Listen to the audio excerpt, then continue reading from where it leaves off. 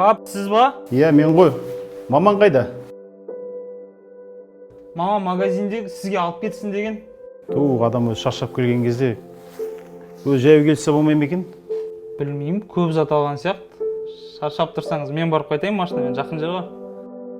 Жарайды, барып қайтшы сен, мен шаршап тұрмын, жуынып алайын өзім.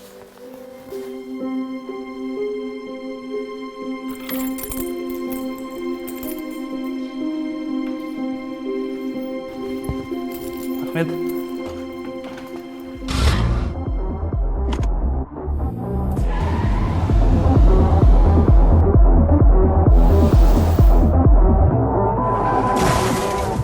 Санжар, тоқташы. Бері келші. Сен кәмелетке